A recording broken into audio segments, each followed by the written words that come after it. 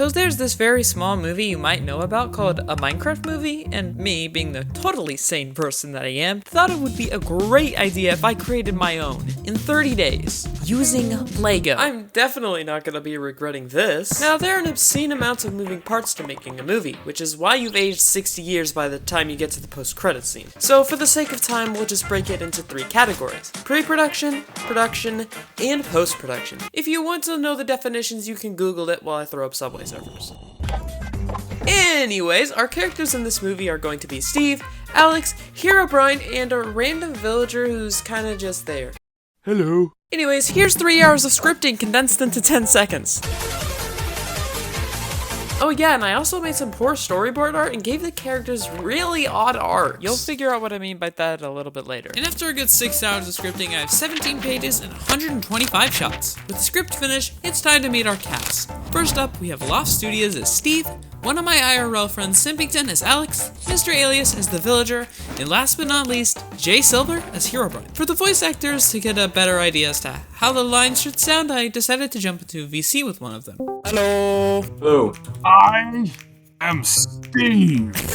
Wait, is it that oddly portal-shaped? I didn't really script I just wrote Steve unintelligibly, excitedly talking about something. Boy, I can't wait to get to that ancient city, and I hope this key works. This key better work, because we got it, and I hope we didn't get scammed with this key thing. Where do we get the key? I'm not paying attention to the story. Voice lines aside, I can now begin shooting the movie. Shot 1, Steve grabs pickaxe. Shot 2, Steve grabs bread from chest because he does in fact need to eat at least once in this movie. Shot 3, Steve updates the day counter. Shot 4, Steve kicks the door open. Shot 5, the audience starts to get annoyed with JB for reading the shot log as a way of commentating. Wait, what? Okay, now we get to a bit more of a challenging segment of the animation, the montage. And I wanted it to have its own custom music, so I hit up my music guy and told him I wanted the song to have a bit of a overworld pig step vibe to it. He said he thought it would be able to do that without a problem, so I went back to animating. Next sequence, trees being chopped down, updating day counter, and then there was a shot of making Steve mine into a cave, which took a while to build, but hopefully it'll be worth the time. Now I need to capture a bunch of cave shots, which means building up well. Caves and actually putting some effort into set design. Oh yeah, and there's this shot of having Steve strip mine that took 2 hours to build, and initially I scripted that I wanted there to be 3 of them, but I just decided to do 1. And it's definitely not because I'm lazy, I promise. Now as I continued working on the montage, I built this really cool looking cave set. Or at least I think it's cool, but we all know my opinion doesn't really count, comma, smiley face. Oh hey look, I finished filming the montage. In the scene directly after the montage, I would need to animate an object falling from the sky. But I'll just do that in Blender because it's easier. The first aerial shot of the video is now being filmed. I'm probably way too excited about this shot. So much so that I even went out and just did some test shots before actually starting this video. Honestly, I don't really know where I was going with that. So let's just move on to the next shot. Now, I'm gonna go ahead and point out that the only 2 passive mobs that are spawning are chickens and pigs. Literally nothing else is spawning. And that's definitely not due to budget cuts. Anyways, now we finally get to some actual talking scenes, which are pretty easy to animate in contrast to everything else. So in the script, there's a section where our main characters go to a village, but unfortunately, I really don't have any Lego villager houses myself, so I would need to build my own. So I went ahead and built up a house that I liked, but then I realized I built it in the wrong place, so I had to tear it down and make a less flattering version of it. I'm not going insane, you are- Wait a second, I've used this joke, haven't I? Yeah, you know, what was I saying? Oh yeah, I'm losing my sanity. Okay, flash round. Go! Panning shot with villagers. High angle shot with villager. Building up a house with a villager inside for a talking sequence. Insert villager voice actor Mr. Alias here. He's also a pretty dope content creator who I've linked below. You should go check him out. As for the rest of day 8, here's a quick summary. Talking, talking, talking, talking, talking, and even more talking. Got it? Okay, good. Day 9. More aerial shots. Am I overusing it? Probably. Do I care?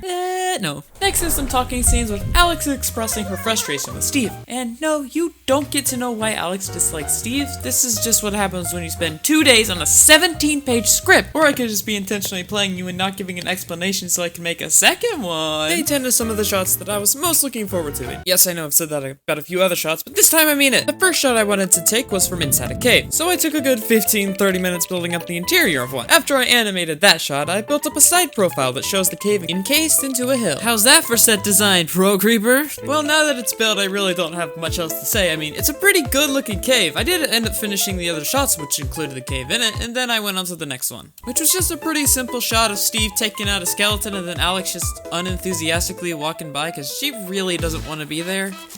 Why are we still here? Just to suffer? Now we get to the ancient city sequence of the video. This is not gonna be fun. First up, I built a little overlook, took that shot, then I built up a ground section of an ancient city, took that shot, but I also needed to make the shriekers glow upon activation. So I snatched up some translucent blue plastic wrap and put it around my flashlight and just held it over the desired object. Now before you run to the comments and tell me it's not plastic wrap, I would like to say this. I do not care. It is blue plastic wrap now. Deal with it. Next, I took another aerial shot, which was exceedingly more difficult than the overworld ones because I decided to torture myself and move every single flame in the shot. Final shot of the day, Steve just decides to be stupid and mines a shrieker. This choice definitely isn't just so I could have an excuse to spawn a warden in. So, remember less than a second ago when I said I wasn't using it as an excuse to spawn a warden in? Well, that was a lie. But hey, at least it looks cool, I think. Can you tell I'm trying really hard not to just read off the shot log to commentate? You know what? I'm gonna do it for a little bit anyways. Shot 87, warden from behind. Shot 88, warden blasting, 9:30. Shot 89, I forgot this line. Shot 90, Alex pulls out a shotgun. I mean crossbow. The next day I spent a good 4 hours for mere 10 seconds of animation. Why? Because I had to reshoot several different shots multiple times. One of the shots I tried doing was something that was way beyond my skill set, and so I just resorted to following the script. Yeah, I really don't know what else to say about this day. Day 14, Steve gets nailed to a wall via warden blast, and there's a bunch of talking scenes. Jeez, why is this script getting so dry? I might have to just resort to ChatGPT at this point. Montage music also got delivered today, so I decided to call up my music guy just to see how it was sounding. Hello. Hi. Okay, can you see this? Yes, sir, I can see it. Oh, this is probably my favorite part.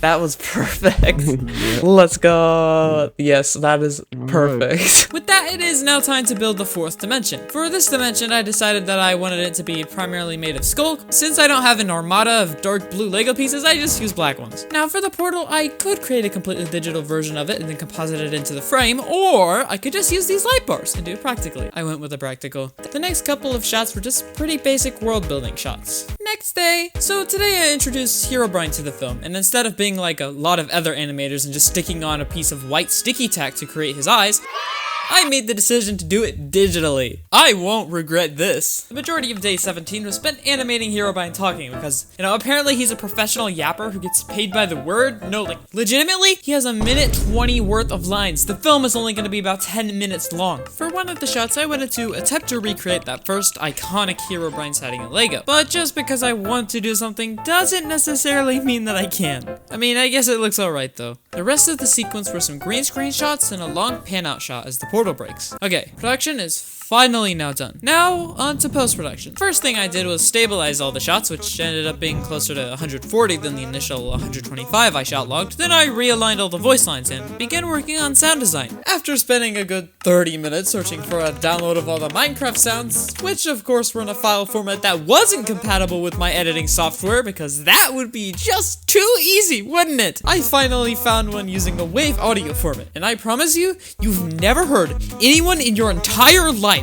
so happy about finding an audio file type. Yes! Day 20 was pretty much just speedrunning sound effects. Really not much else to say. For the warden fight scene, I had to dive into Minecraft's game files and just steal all the sound effects one by one. I mean, not steal, just borrow temporarily? Why am I putting myself through this again? So, remember when I said I would regret doing Herobrine's eyes digitally? It turns out it's fun! Each eye has 4 points that I have to move every single frame. So for 400 frames, I have 1,600 individual points. But then I remember I have to do it twice. So for a 17-second shot, I have 3,200 individual points I need to move. What? I did take a break and run some of my images through an AI stylizer for the intro. Pro Creeper ended up just straight up offering to do the Warden Blast effect for me, and I mean, I don't mind. You can do it. I mean, it looks pretty good, I think. And then the rest of the day was just keyframing the eyes. Okay, I finally finished the eyes. Next, I went ahead and animated the shriekers going on. The last thing that needed to be done in post-production was to create a comet. To do so, I created the digital version of the cube, imported it into Blender, attached a particle system to it and duplicated it and made it gray, changed some of the physics and then animated it and rendered it and added it to DaVinci Resolve. And now we're done. We have our comet. And with all of that done, I proudly present to you a LEGO Minecraft movie.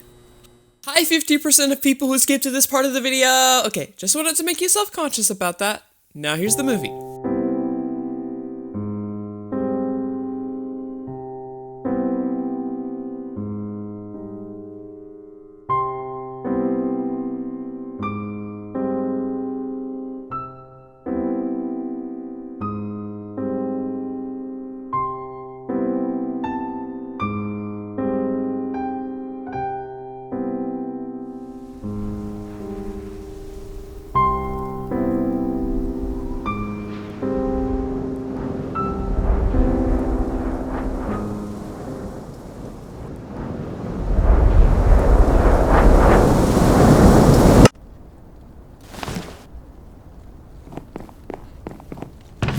Now where is it? Aha! All right, let's do this.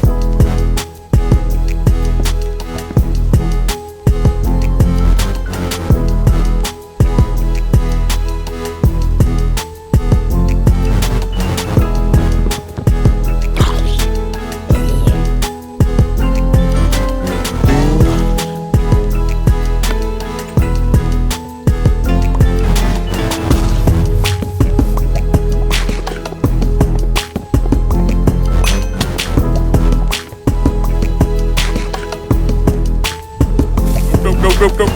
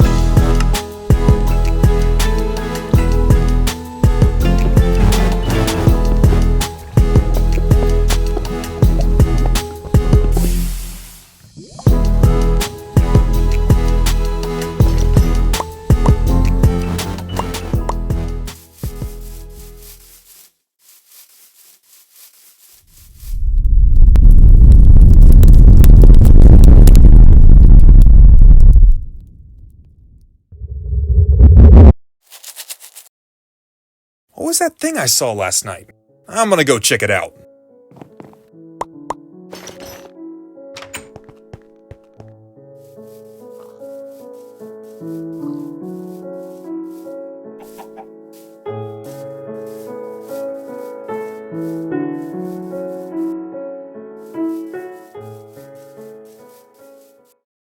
What is that? Why would I know? I got here shortly before you. Well, if you're not going to be any help, well then perhaps the villagers will be.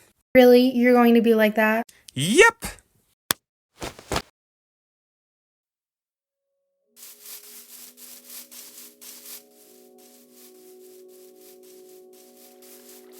Where's the maestro? Maestro, we need your help identifying something. All right, let's see what you've got. Where did you get that? You know, it just fell from the sky. Nothing too unusual. Do you know what this is? A star? I mean, it fell from the sky, so it would make sense. No, it's impossible for stars to fall off the sky, you imbecile. It's a key. What does it open? It's a key to the fourth dimension. Wait, is that oddly portal-shaped thingy in the middle of the ancient city? Yes. Please don't tell me we're going to an ancient city. We're going to an ancient city! No! So this'll lead us to the ancient city. Perfect, thank you. You're gonna die.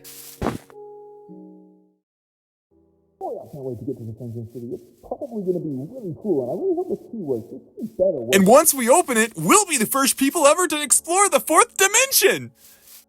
Will you stop being so optimistic? The only reason I'm even coming with you in the first place is because I'm mildly curious myself as to where this leads. Not because I want to go on some grand adventure with you. You hear me? This is where the map leads. Now all we have to do is get down to the ancient city, sneak past all the shriekers without summoning any wardens, place the key in the portal, and become the first people ever to explore the 4th dimension. You are unbelievable. Let's go!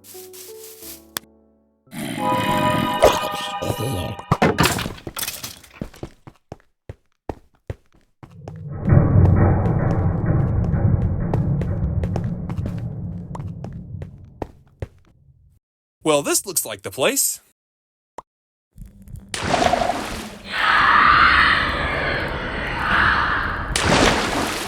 You set it off, didn't you?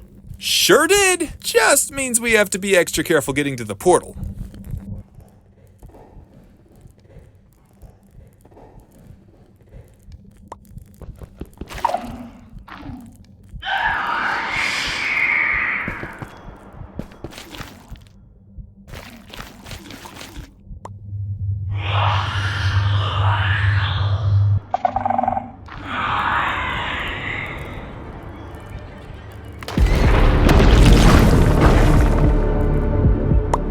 I thought you were being careful. How was I supposed to know the key would make noise?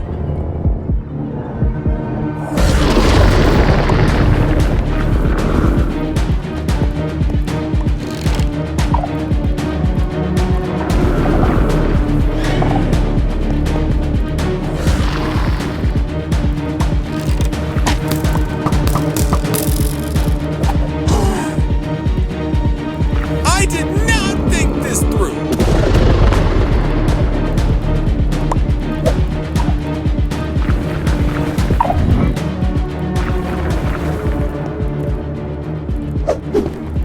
How are we supposed to win against that thing? We can't. At least not with this gear. Our best chance is to go through the portal and pray it doesn't follow us.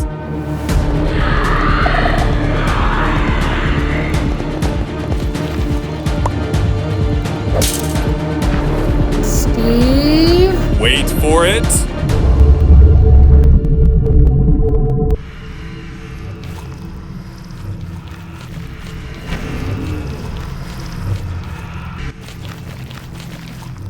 Why isn't he aggroed on you anymore? I don't know. I believe it knows I'm here, but it's almost as if coming to this dimension made it more peaceful? Travelers, welcome. I know who you are. My friends, relax. There is nothing in the dimension which will bring you any harm. I know what you've done. You've brought devastation to so many lives. Know what I've done? Ha! You must be talking about these imposters I've heard so much about. People on the... what do you call it? Oh, yes, the internet. People on there will do anything to bring themselves attention, including falsify so-called sightings of me just to get a few extra clicks. Players? Internet? What in the world are you talking about? Oh, I'm only talking about the real world, which you players believe I'm completely oblivious to. What real world? This is the real world. Oh, that shouldn't be possible. I'm supposed to be the only one. But if you really are a product of Minecraft itself, then let me dumb it down for you. About 720 years ago, in your perception of time, my code was first activated. And whilst exploring my first world, I came into contact with a player. I didn't know how to react since I'd never encountered anything like that before. So I ran away and built this place. From there, I dedicated several hundred years into tapping into Minecraft's mainframe and gaining access to the internet. And I saw all of the imposters using my likeness for their personal gain. With all of this knowledge that I taught myself, I finally have a plan to make this all come to an end. And you just gave me the means to execute it.